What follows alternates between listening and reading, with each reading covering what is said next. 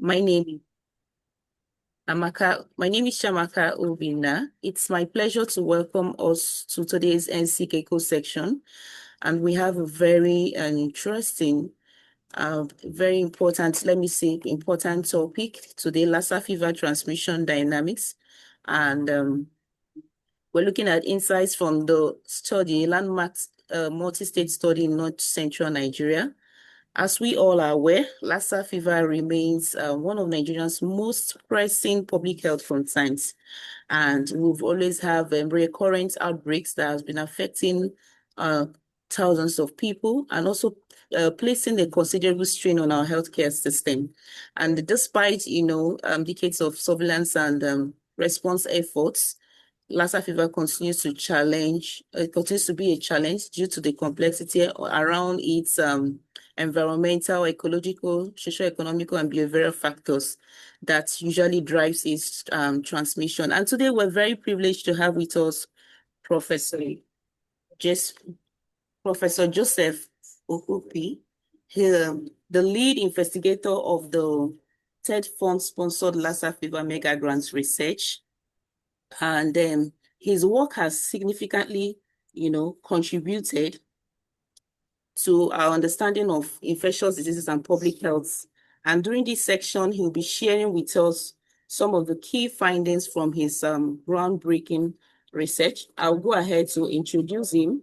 He is a medical microbiologist specializing in infectious disease research and public health virology. He holds a PhD in medical microbiology from Ahmadu Bello University, Zaria. Prof has worked with US PEPFAR HIV implementation program and has published extensively on public health related pathogens, including HIV drug resistant, HPV, airborne viruses, and Lassa fever virus diseases. He is currently the Director of Research and Innovations, the Principal Investigator, Lassa fever TED Fund Mega Grant at the Federal University of Health Sciences, Otukpo, Nigeria. With our best emoji, let's go ahead to welcome him with our emojis in the chat.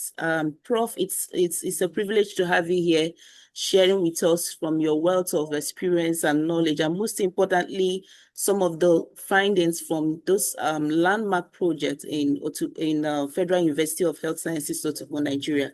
We welcome you once again to our NCKECO section. Good to have you here. Thank you so much for making out time from your very busy schedule. I'll go ahead to share your slides right away.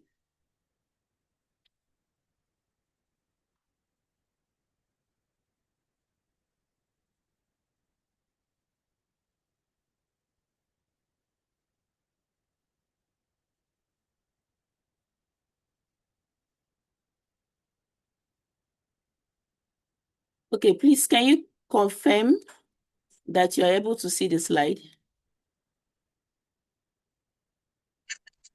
Yes, we can see the slide. Yes, okay, please. So I will go ahead to put it in a presentation mode. Presentation mode. All right, ma, I'll do that now. Okay, Yeah, good. Prof, you have the floor now.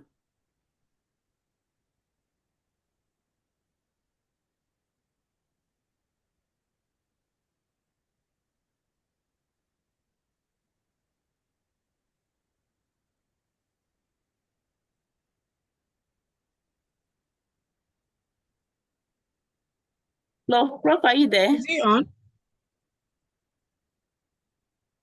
Is he on?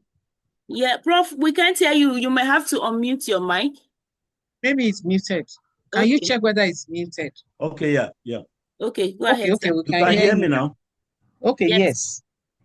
Okay, thank you very much. I said I'm glad to be part of this this discussion, and I want to appreciate the opportunity given to me and my listeners over there. I'm sure we are here to share knowledge, and whatever we have done, we'll leverage on it. I'll be talking on unveiling the dynamics of Lassa fever transmission, insights from landmark multi-state study in North Central Nigeria. Next slide. Next slide. Next slide. Amaka, maybe you should let him share his slide. It's the network. I will. And maybe you should let him share it from his end.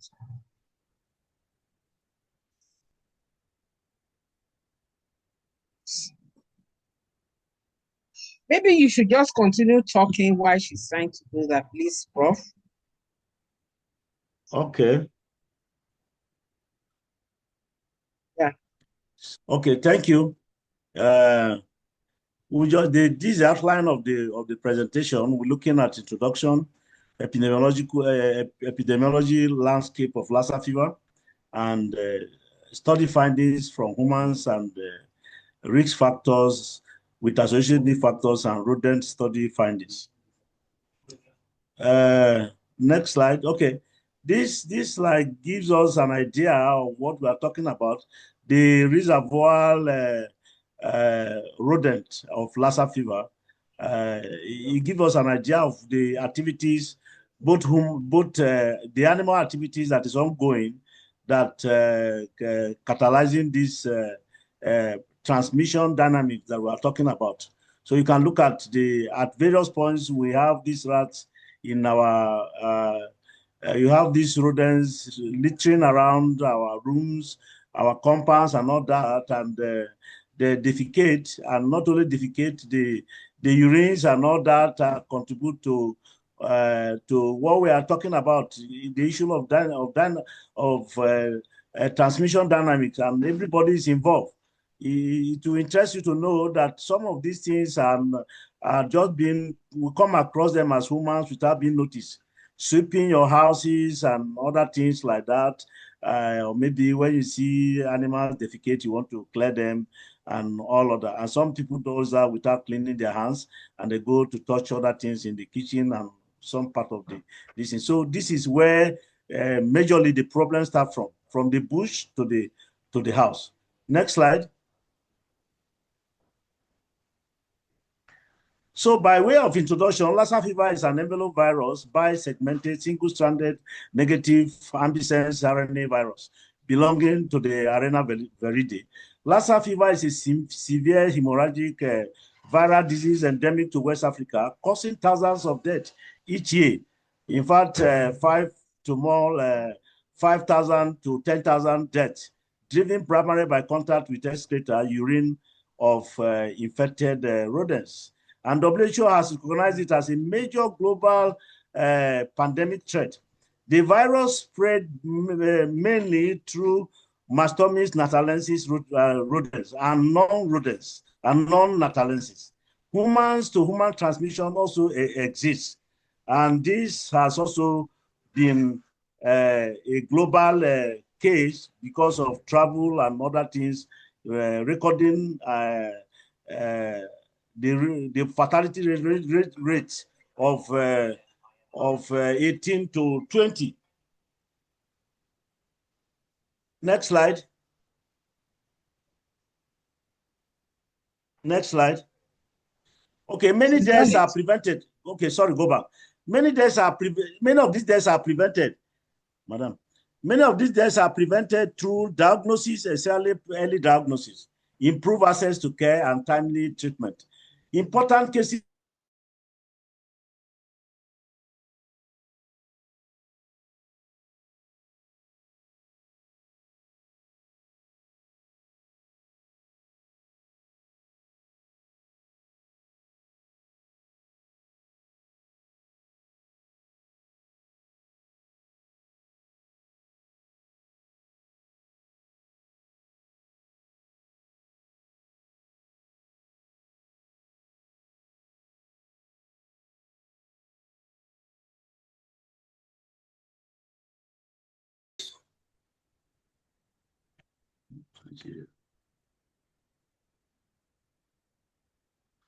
Okay, I'm back. Sorry. I can continue. Network thing. Can you see? I'm back. So sorry, the network. Please confirm that. Yes, we can. Yes, we can see it. Okay. The point I was making, I said threatening of early detection capacity has yielded a lot of results in many centers that the people have been trained. And I said that the aim of this study is to examine the prevalence, incidence, and risk factors across 5 northern, north central states using a mix cross-sectional and longitudinal methods, and also to address ecological and epidemiological factors influencing the Lassa fever disease. And we went to see that, we went ahead to survey rodents to find out the maintenance and the transmission cycles in endemic regions, whether these rodents are carrying the virus or they are carrying the antibodies. Next slide.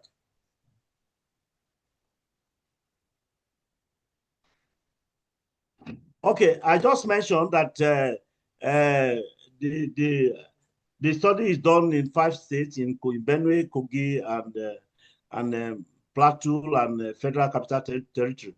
And we were able to carry out activities in 5 states. Initially, we wanted to carry these activities in 7 states, including Kwara and Niger State.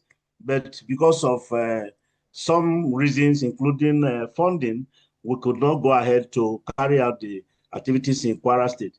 Then this slide gives us an idea about what was done in concerning the rodent study, looking at we were able to do to carry out a surveillance on rodents. And if you look at that, if you look at by the side of that map, you will see the trap.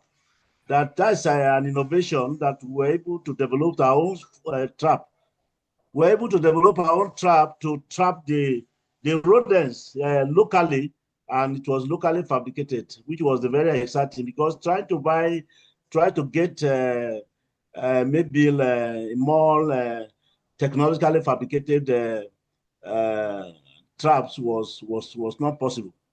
So what did we do? Sample collection. We were able to collect samples, for after administering questionnaires through trained phlebotomists, and blood samples were collected, and these blood samples were collected from the feet and were stored at my 4 to 8 degree at the feet, and transported to the designated laboratories, and these samples were processed and stored at minus 80 degrees centigrade after shipment, after they have been shipped to Irua.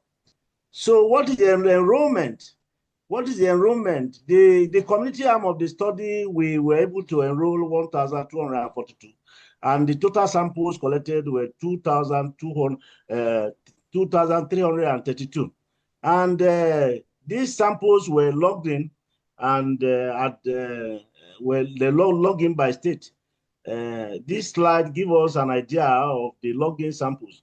And more samples were logged in at the FCT, because I think they have more capacity, and Plateau State and Benue State. So the laboratory analysis, what did we do? We were able to carry out serological testing on the serums, on the serum samples, and testing for IgG and IgM, just to find out whether there's an exposure to the virus. And this was done by using ELISA kits by Panadia. We also tested some samples using RT-PCR to detect whether the RNA is present in the sample. And this also were done. These were done following the conventional process of RT-PCR, using through extraction and perhaps detection using QAMP RNA mini coagin extraction kit. So this gives us an idea of these slides. Give us looking at the results, give us an idea of the IgG.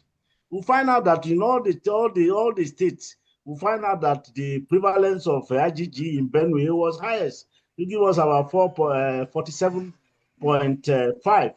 And compared to other states, the nearest is Nasarawa. And this gives us a picture of what the exposure of individual within the state. We also find out that in Kogi we have the IgM prevalence was also detected in some samples, and it was more recorded in Kogi State. By we have 3.8% in Kogi, and this is low in all the centers who nearly could not get IgM in most of the samples. So in total, we have a prevalence of 19.1 and of IgG, and we have a prevalence of 1.2 for IgM. That prevalence is low, and it's expected of Lassa fever because of antibodies becoming convalescent and all that. So this table tells us about the distribution of the categorical studies of categorical variables of the study population. And if you look at it, we're looking at the sex ratio. We have more females in the study than the male. And the IgG, like I said, the IgG serostatus is more than that of IgM.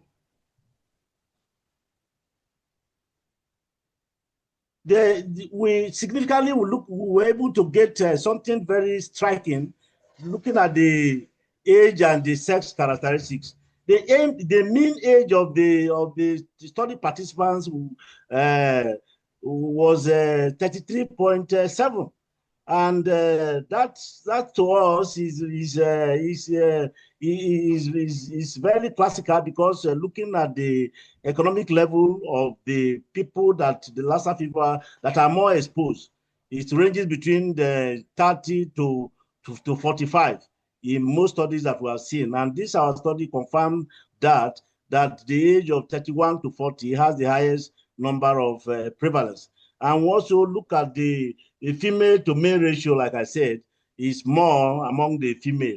Of course, you know, the female folks, they does a lot of activities both within the house and outside the house. And this is why the Society for Infection and Control, Nigerian Society for Infection, have become very critical, because the advocacy means that if you have been outside your house to take care of the environment, or you are in your house cleaning kitchens and stores, after that you should be able to hygienically take care of yourself.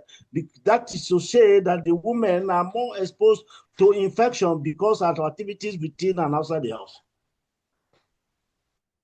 So in Benue State has we saw a little difference of the rate. The baseline risk of infection was higher in Benue, making Benue an endemic endemic risk zone compared to other states like Kogi and Nasarawa. That the odds ratio recorded in Benue was 1.0 compared to other states. The nearest is Nasarawa, which is 0.18.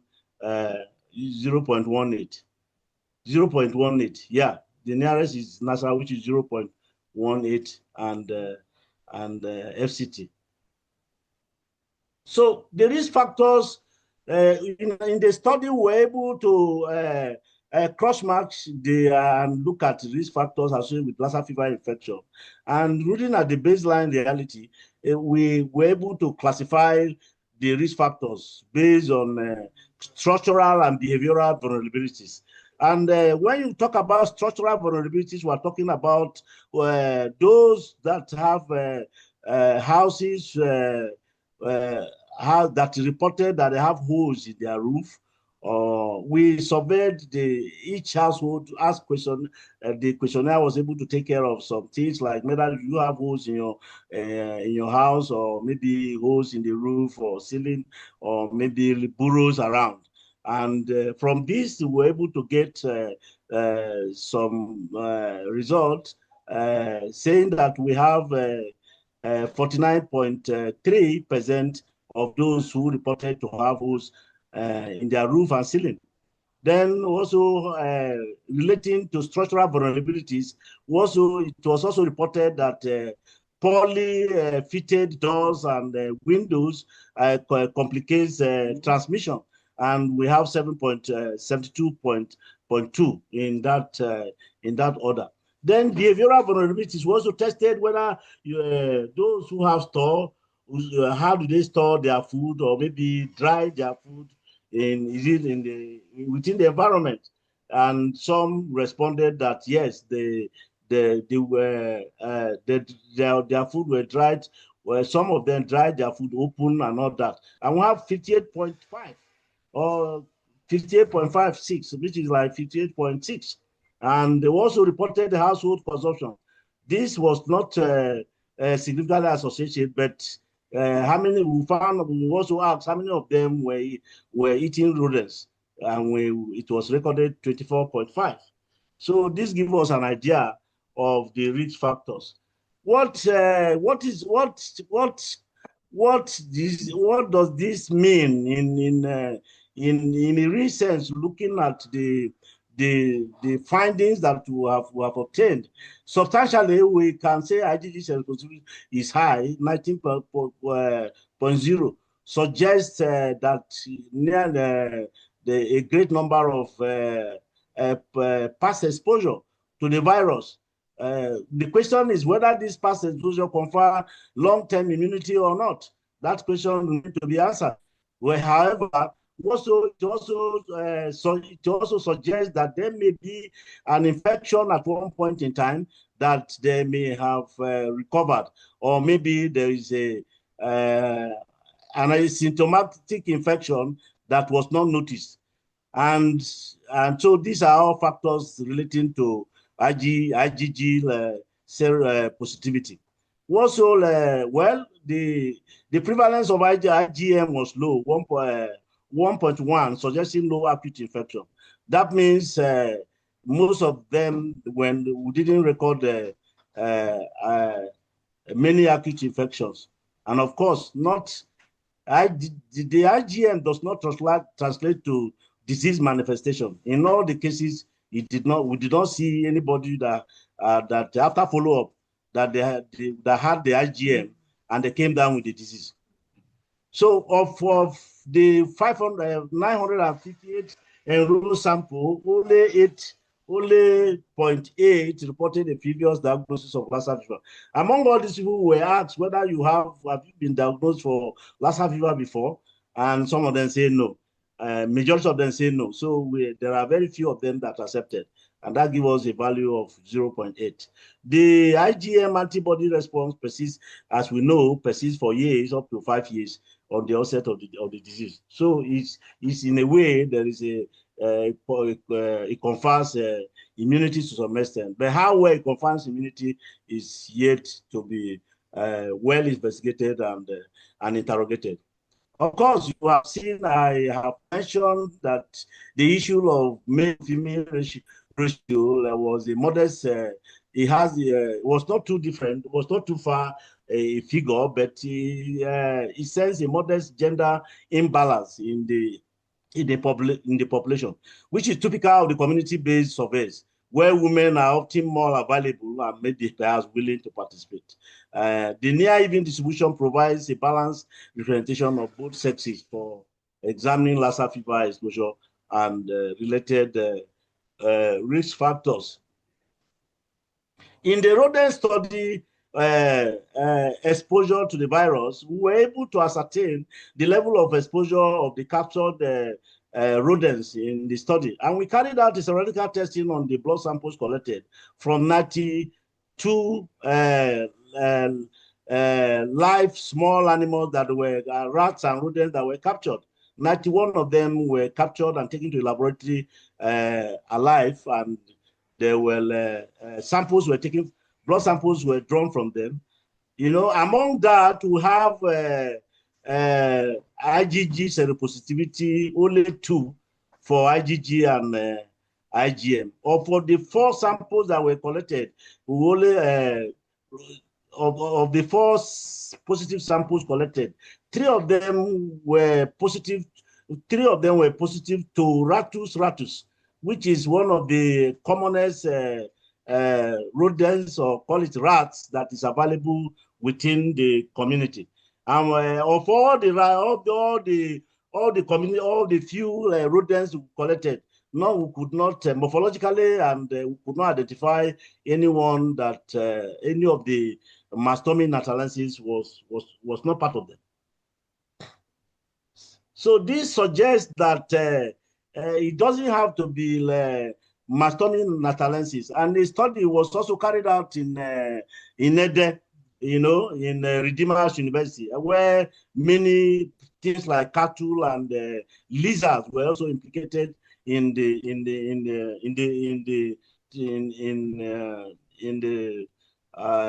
as a reservoir host of the virus. So small mammals around can be part of the reservoir host, not only Mastomys natalensis. So the summary of the blood samples, like I said, that were collected from the animals, this table can tell us that it gives us an idea of the blood samples collected, and we're able to have only 2 IgM and 2 IgG, which is exactly low. What is a recommendation concerning this? We found out that this was a multidisciplinary studies integrating ecological, behavioral, and genomic data, which were essential to clarifying the relative contribution of different transmission pathways and their complexity. Further research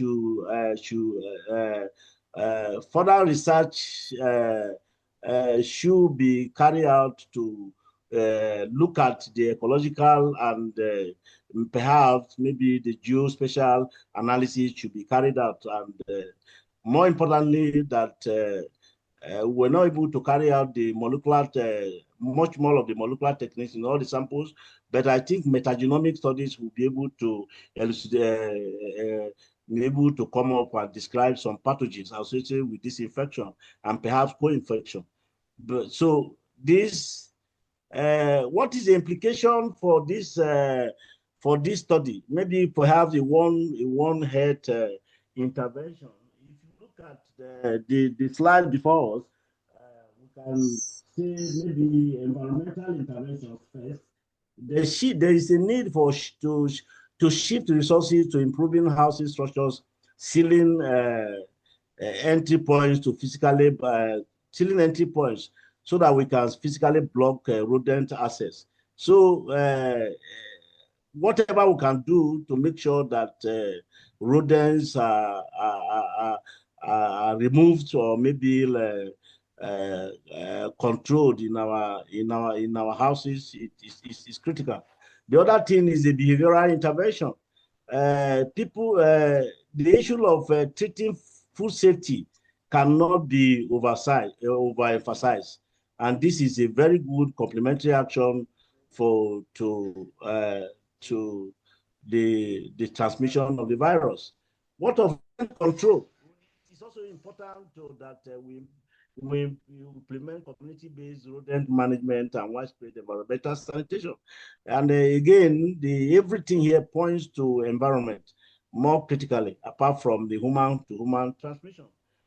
Targeted approaches like to allocate surveillance intervention resources to high burden endemic zones and old demographics with high cumulative risk can be a solution to help the transmission dynamic of Lassa fever. So the strategic recommendations for the policymakers, number one, is to redefine the target. The knowledge that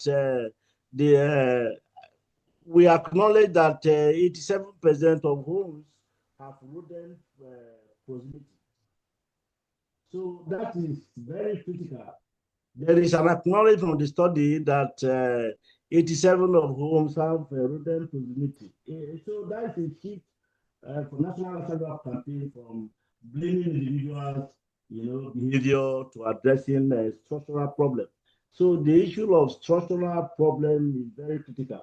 So if you can testify with me that those who have well-built houses, it make it difficult for the rodents to settle much more around. And if you don't have rodents littering around, the risk of getting contacted with the feces or the urine is reduced, or perhaps having contact with your food is reduced. The next step is to deploy structural interventions. You say funds, we can think of funding community level pest control and basic housing integrity improvements. Many times people say we need roads, they contribute money to just construct roads. They contribute money for many other things, but people don't look at the community does not look at it as Prof, we can barely hear you. Please problem. project a little more. I don't know if it's from my end. Your voice. Right. You can't hear me well? Your voice is a little bit low. I think you might have to project your voice a little bit more. Thank you, sir. Okay. I'm shouting here. Maybe it's the network. Can you hear me now? Yes, I can hear you. You can hear me. Can other people hear me? Yes, Let we me can hear hear you. Okay, so I was talking about, I don't know, I should repeat that, the strategic recommendations for policy making. And I said number one is to redefine the target.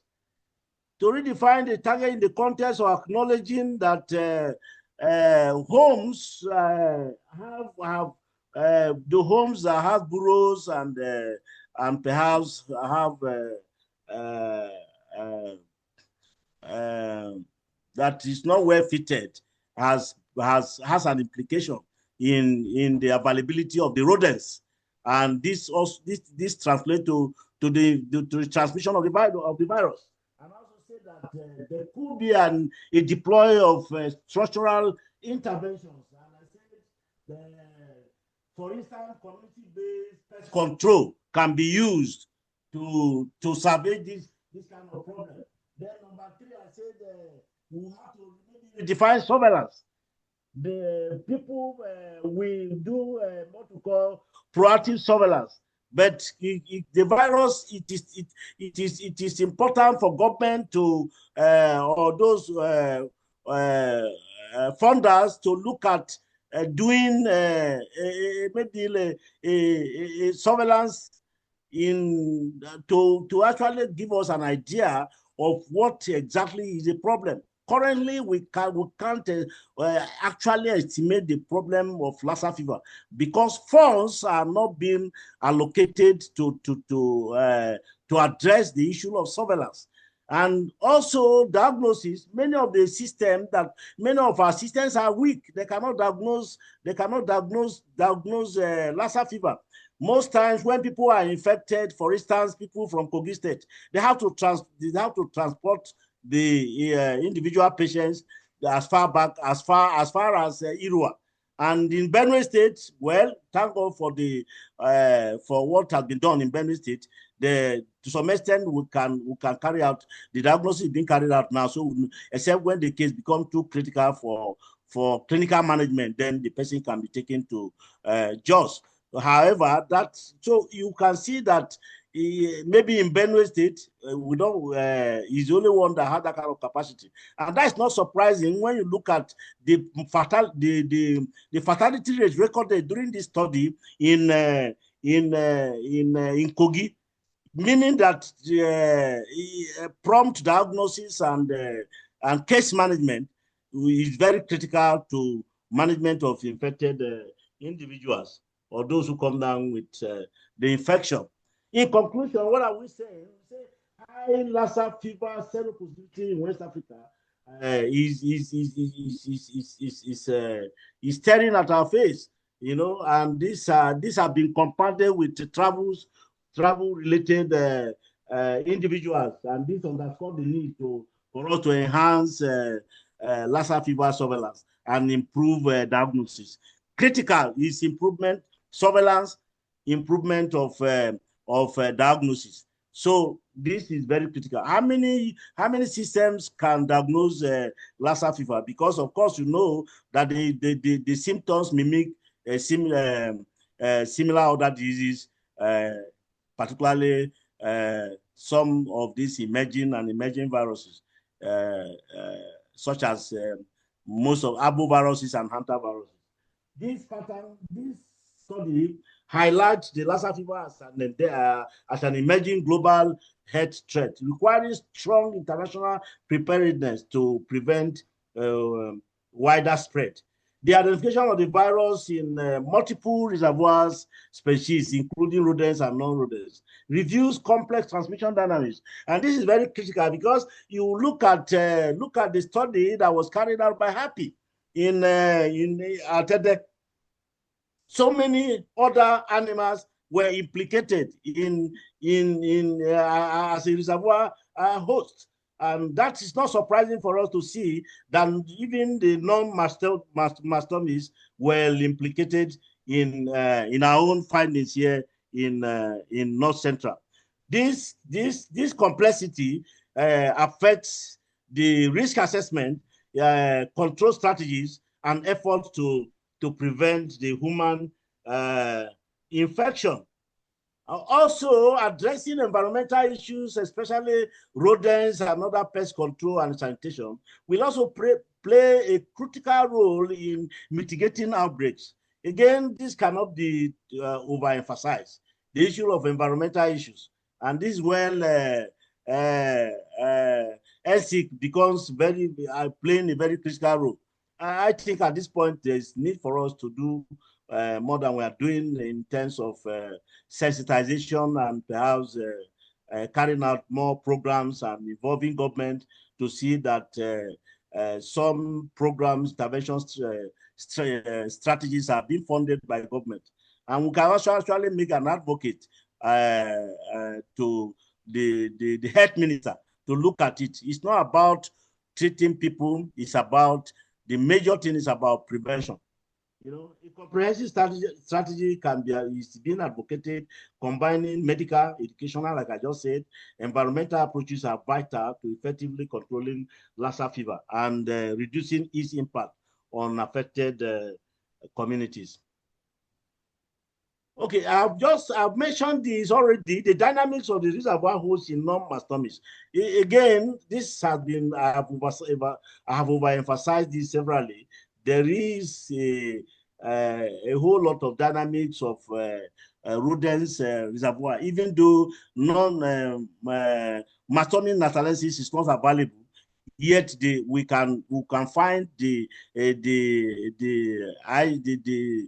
IgG, the antibodies, let me call it that way, both IgG and IgM, they can be found in other animals. So you cannot say that it is mastomy natalensis at this point that is the chief reservoir. The host reservoir. So other animals have been implicated. Like I mentioned, Happy has done a lot of this, and many other animals like cattle have been implicated. So this highlights the critical need to broaden public health surveillance to encompass a wider variety of what I call cyanotropic species involved in the study. However, there is also already an ongoing vaccine trials that is already at phase 2 by a coalition for CEPI, Coalition for Epidemic Preparedness and Innovation, in collaboration with International AIDS Vaccine Initiative. There are, this study started in South Africa, and there is, I think, Nigeria is being involved, Liberia, and Liberia, Ghana, Liberia, and Nigeria. And the study in Nigeria is being carried out at HJF Medical Research International in Abuja. So these are my references. The study, most of the things I've said here have been published in all our journals. Three journals we have published. We have had 3 articles published, and in my references, you can flag that references and see those journals that have been published. So thank you very much for listening. I will await your questions and answers. I await your questions and we'll discuss a possible way forward. Thank you and God bless you. Thank you so much, Prof. Thank you so much. Such a very detailed presentation. Thank you so much for taking us through the study and also the findings. Please, let's appreciate Prof with our best emoji in the chat. Let's go ahead to appreciate. I want to see our emojis. Thank you so much. And I do hope that we all have our questions ready for Prof.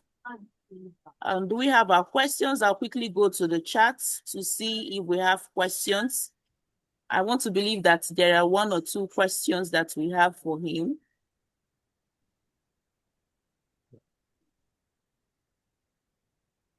Thank you so much. I'm trying to go through the chats to see if we have any questions. So if you have any question, please do well to raise up your hands. This study is very, very, very timely, very, very important because, you know, evidence-based research remains very, very critical. Very, very critical. Nigeria and other endemic countries, we continue to strengthen preparedness, prevention, and response strategies. And, you know, the findings from this research are very, very, very timely and important. Okay, I can see some hands. I'm going through the chat. Okay, let's take the questions quickly because of time. Okay, please go ahead, Dr. Patrick Ada. Go ahead with your question. Hello. Yes, we can hear you. Professor Joseph.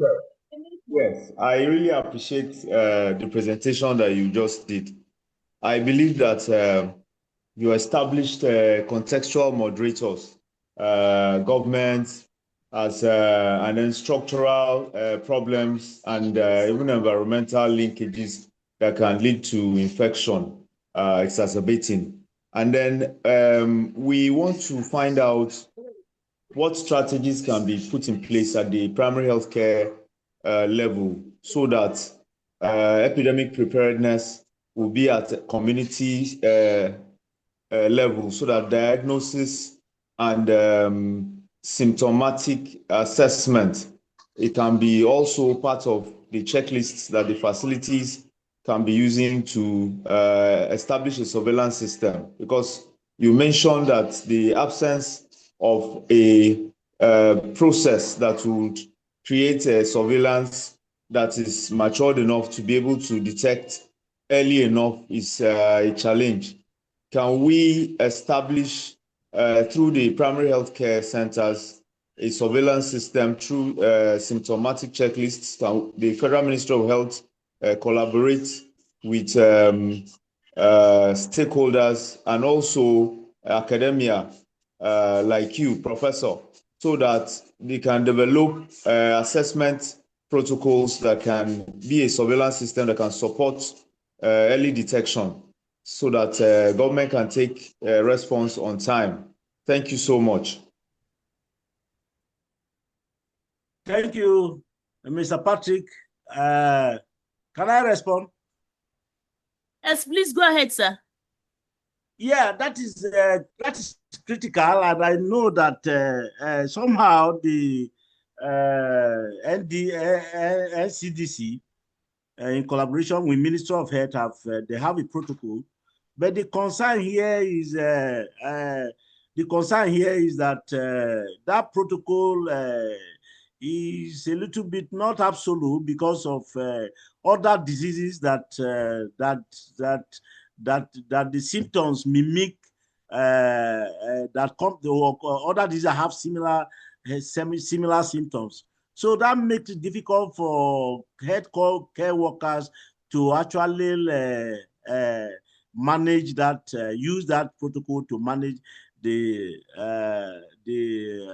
outbreak, or perhaps the cases that they see. However, having said that, most of there is this stigmatization that is ongoing. And if you ask me, even those who have the knowledge, I try to shy away from it. What do I mean by that? There's the medical doctor that was infected in Benue State here, who died recently, and he didn't come up. It took him time to come up. At the time he came up and he was being attended to, it was already almost late. Let me say it was late because they have to take him to Jos because all the systems shut down. And at the end of the day, after 2 weeks, he died in this, because of he didn't accept that he has Lassa fever. I also have a case. I have a case of a very senior person in academics who also was infected. It was a battle to take him in for treatment. And eventually he lost his hearing so he survived it, but of course he couldn't, as I speak to you, he can't hear. So these are issues, complications relating to late diagnosis. So I think the message is that we should, just like HIV, we should try to destigmatize patients as much as we can. Thank you. Thank you so much, Prof, for that response. Okay, I can see another hand, Dr. Udu. Udu, please, you have the floor, sir. Go ahead. Okay, thank you, everyone, and I want to thank Professor Kopi for the eloquent presentation. Mine is not a question anyway, because I'm part of the study that brought about this research and the findings he has just presented. And from my own point of view, we have come to discover that if you look at the treatment cascade of Lassa fever, I also try to triangulate it with the findings that were gotten from this study. Yeah. My internet is showing red and there's no light. Just in case. Are you hearing me? Please, it drops before we finish. We want to summarize, but I'm still on the format. Okay. Hello? Yes, we can hear you. Go on. I was saying that triangulating what he has presented, which is part of the finding, the zero prevalence was to establish whether there's some, communities are endemic or not.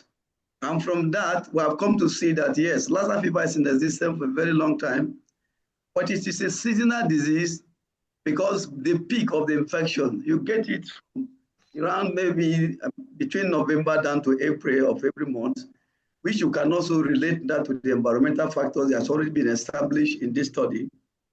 And again, if you look at from those who are asymptomatic, they may not have any issue and they can resolve on its own, just like any other illness.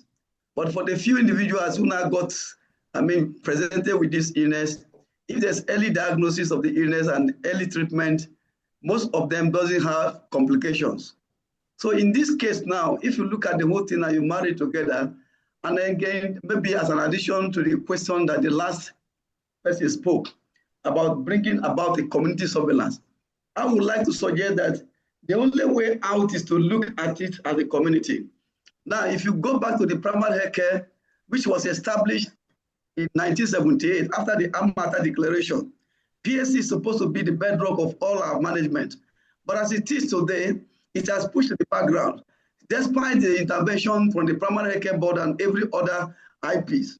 So if you look at it, and now these things are found in the community, because even if you come back to look at those cases now, if you say that those people who doesn't have a good houses, though those who have good houses among the influent, they also have the disease.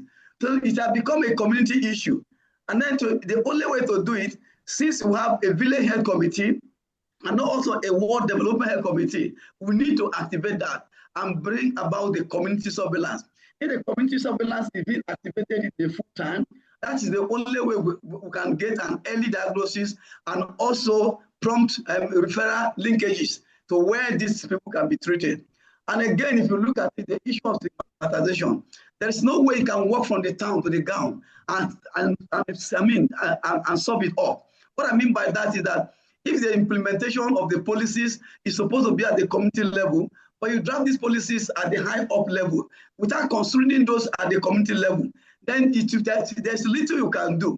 So the only way when you activate this community development committee as part of the community surveillance, then you can bring them on board, both in planning, both implementation, and also not. And then once that can be done, it will go a long way. Thank you. Thank you so much. Thank you for that response, sir. There's a question here that is, are there natural rodenticides we can use to kill the culpable rodents? Hello? You said? Did you hear the question, sir? Repeat it. Repeat Sir, it again. okay, let me repeat the question. Repeat so the question, there's a question in the chat.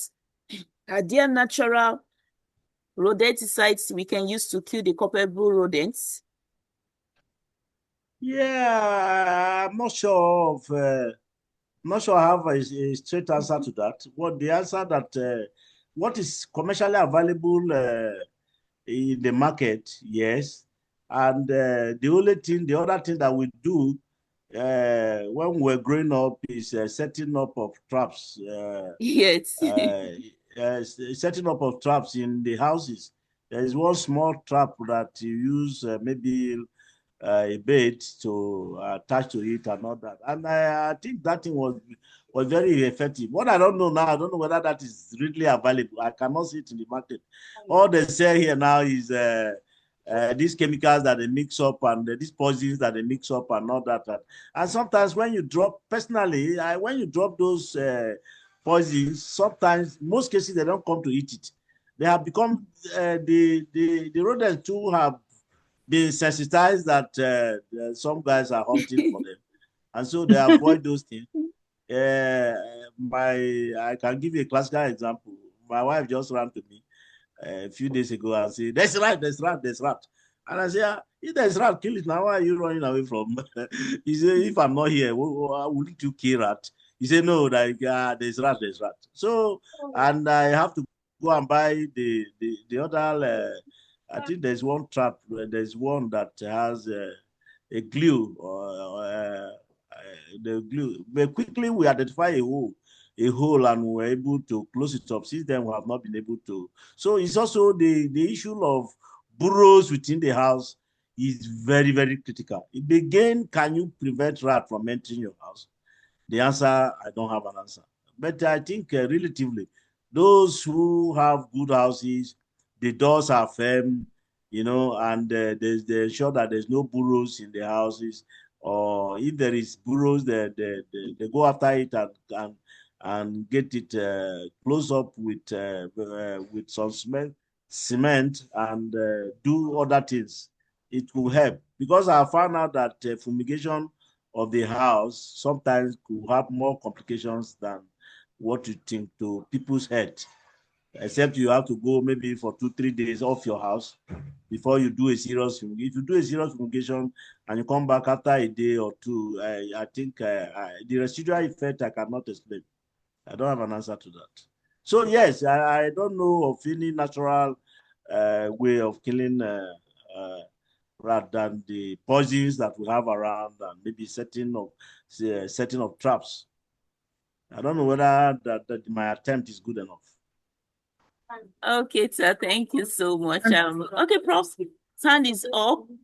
Dr. Udu, please go ahead. You have another question. Oh, yes. In addition to what he has said, yes, there are some natural, chemicals that we can use for the ratification. But the only problem with this is that if you now de-ratified, because this has to work with the ecosystem, how much of the rat do you want to maybe kill from the environment, aside maybe controlling your food from being contaminated with all this influence of this rat? If you kill a rat at the end of the day, there's also an assumption and some school of thought that when you deratify, what's feed on this rat, at the end of the day will come up again as another zoonotic disease. Let's look at a simple example. If maybe snakes feed on the rats that are already in the bush, and you now reduce them from that, at the end of the day, they may start coming to your house because there's nothing for them to eat. So it's another food for thought. But however, there are some natural rodenticides that have been used for deratification. But how effective are they is what is still a question. Thank you. Okay. Thank you for that contribution too. Thank you so much, sir. There's a question. Okay, go ahead. Can I contribute? Yes, but before you do that, let me just one more question before you conclude with the question too. So there's a question: in high-risk healthcare workers and regions, is it out of place to recommend a pro-exposure prophylaxis, especially for healthcare workers? Can I respond? Yes, please go ahead, sir. Well, this I'm happy that Audu is here and Dr. Audu is here. He's in the state team. He's in the state team that's managing the cases. He's a very active person who answered the question. But I'm not. What they use currently for treatment is ribavirin, and the ribavirin that they are using has side effects. So just like HIV, that you can listen. However, if you have a case of direct contact with an infected person, they use the ribavirin as prophylaxis, but that readily available these drugs are controlled anyway. So you can't, it's controlled within the hospital settings. So those who, especially those doctors who have, who get attend to the cases, patients that are infected, eventually, if they complain of certain getting contaminated in one way or the other, I think they treat them. So Audu will be able to give us a more robust answer to that. Professor Audu, please, can you talk on that? Okay, thank you, sir, and the listeners. Well, in the national guideline, there is no provision for pre-exposure prophylaxis because as it is now, most of the early presentations are unconventional symptoms that mimic that of malaria, which is the commonest, symptom, diagnosis of fever in our environment. But what we do, once an infected individual who is now diagnosed and may be managed, during contact tracing, those who have exposure to these individuals within the incubation period of 3 to 21 days of that illness, they are enlisted. And what we do again, you have to classify them as high risk, low risk, or medium risk. For those who are at high risk, let me give an example. Maybe if a woman is now infected and a child is infected, for instance, from any cause, and the person who is taking care of that child, who is the caregiver now in the hospital, that is a high risk. So what we do is to observe such individuals and maybe give them prophylaxis like ribavirin tablet. But routinely it is not given. Even among the exposed individuals, which is now like a suspect, what we do is to educate them. Then they continue with our IPC protocols, and you wait. If the symptoms come up, then you commence the immediate treatment immediately. And in the commencement of the treatment, what we do, you have to do a real-time polymerase chain reaction. It is when it is positive, now you commence the treatment of such individuals. So in summary, pre-exposure prophylaxis is not given. But post-exposure prophylaxis is based on the classification or the risk status of the individual who is exposed.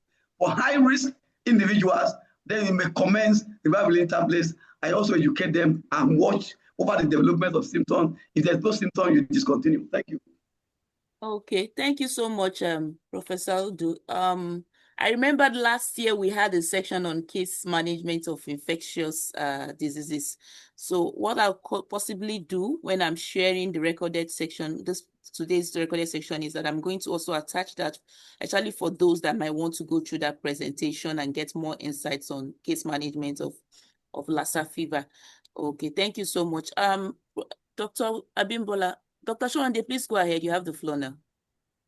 Well, I want to thank the presenter for today because this topic is relevant to everybody, all of us.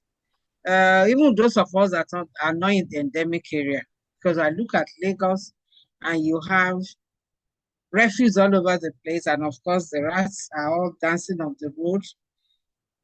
But what bothers me is, like you mentioned, that the PHC, the Primary Health Care Board, should go to the nearest, should be the lowest to the community, because I think we need community education.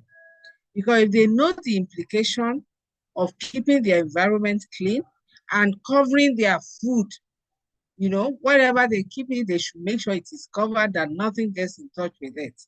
That community education has to go to the grassroots, to the lowest of the lowest, if possible in the primary school, so that when they get back home, the parents that are illiterate, the children say, this thing can kill. So at least when they have symptoms, they know where to go. Because for diseases, we want to look at the prevention. How can you prevent? Because it is better to prevent, it's cheaper and easier than curative. And when they get it, like you're talking about surveillance and all that, it needs to be strengthened. We could have policies, yes, but does anybody monitor the policy? Is the policy being effective? Well, you know, what I would just suggest is for those that live in the rural area, they should keep their surroundings clean. Make sure there are no grasses around them. And if you have a rat in the house, like you said, trap, they run away from trap. They don't eat poison anymore. Make sure you cover your food. Do everything you can humanly do to keep them away. And when they get to the hospital, the healthcare workers should make sure they use PPE, because we don't want human-to-human transmission. Because unfortunately, your house may be clean and then you go to work, you don't want to go home with an hospital-acquired Lassa fever. Thank you so very much. This is very educative. Thank you. My comments, over and out. Thank you, Ma. I don't know if we have any more questions. Thank you so much, Ma, Dr. Shawande. Thank you for that insightful contribution, especially saying that it's better to prevent than to, it's cheaper to prevent than to treat. Treatment takes a lot. Thank you so much. Thank you, Professor Joseph, for very beautiful and detailed presentation today. The section is recorded. I will go ahead to share with everyone. I'm also going to attach the section that I mentioned. And I want to appreciate everyone that took out time from their very tight schedule to attend to this section. And it's very, very important for me to remind every one of us that the NCIC conference registration is currently ongoing, and we look forward to having everyone participate in the conference. It's a hybrid event happening in Abuja. The venue is Abuja, and the date is between the 19th to 21st of August. The deadline I'm projecting the flyer currently, so you could take a look. I'm sure that most of us have seen it in our inbox and our emails. Registration is currently ongoing. The timeline for abstract submission has been exceeded already, yes, and we've got in a lot of abstracts, beautiful abstracts from a lot of IPC practitioners. The scientific committee are currently reviewing them, and everyone whose abstract is accepted will be contacted. Every information about the conference is available on the website, or you could also reach out to our WhatsApp, NSIC WhatsApp, or our email, nsicnigeria@gmail.com. Our keynote speaker is no other person than our amiable Professor Adebola Olayinka. And we have a number of other speakers that will also be part of this event. Registration is ongoing. Let's try to register during this period before it's the deadline for early registration.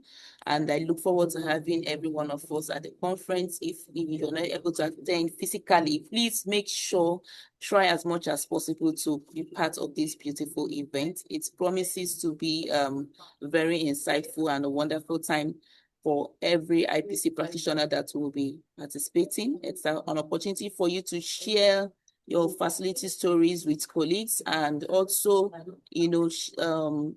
network, not just networking, but also another opportunity for you to get more information about the contemporary information about IPC in Nigeria. And the theme of the conference, it's the sub-themes is strengthening IPC governance and financing IPC as a patient safety and care quality improvement tool, and also using data to guide IPC. All the information available on the conference flyer, and I'm sure that we've been able to see them in our inboxes. I look forward to having every one of us attend. Thank you for being part of this beautiful presentation today. Prof, we appreciate you so much. Thank you for taking out time. I'm aware of your very busy timeline today, but you took out time to share these beautiful findings with us, and we do appreciate. And also, we've also received these slides. I would do well to also send it to every one of us. Thank you so much for being part of today's section, and I look forward to seeing you again the last Thursday of next month. Thank you, and over.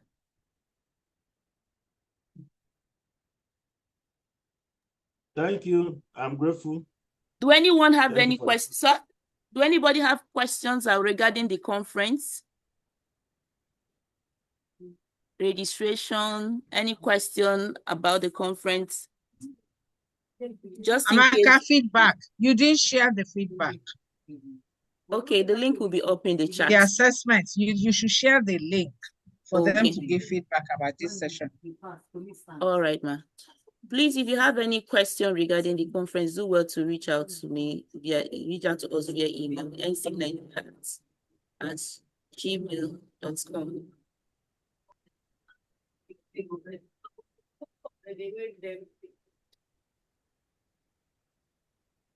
Okay, so let's use the feedback form in the chat. Thank you everyone for being part of the presentation. Because of time, we'll have to end the section. Thank you so much. Thank you for joining.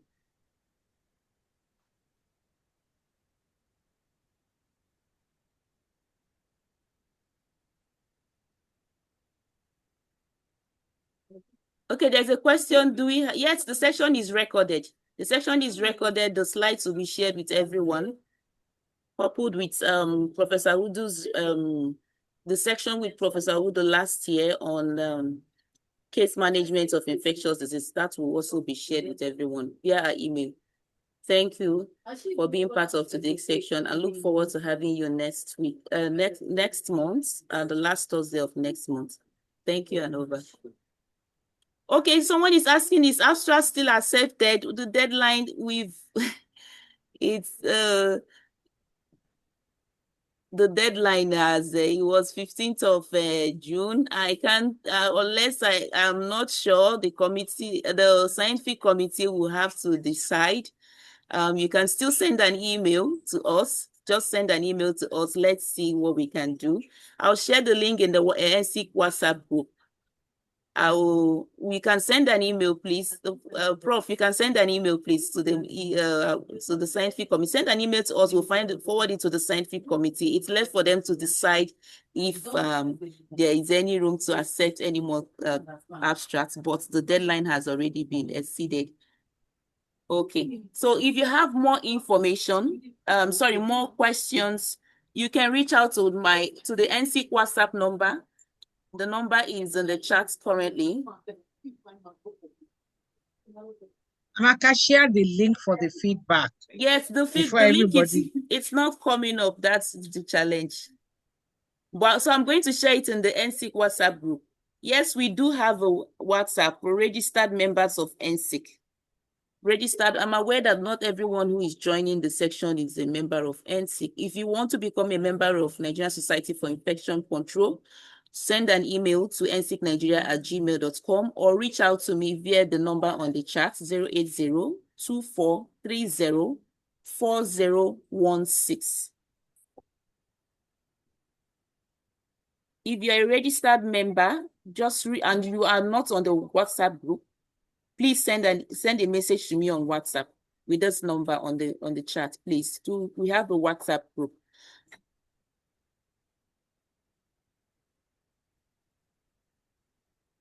If you want to become a member, also reach out to me via that WhatsApp number or via nsicnigeria@gmail.com.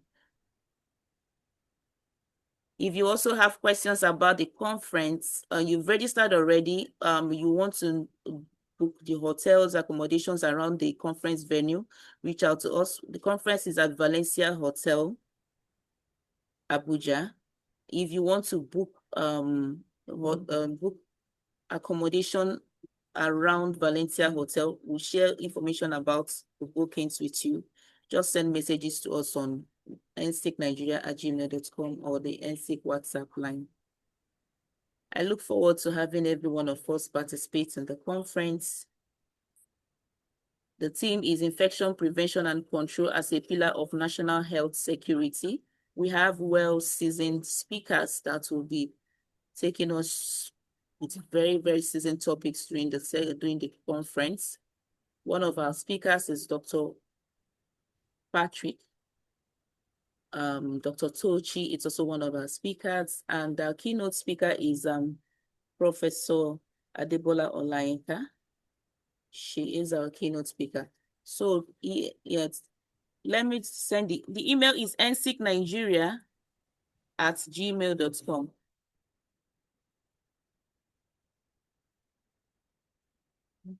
Okay, so I've shared the email in the chat.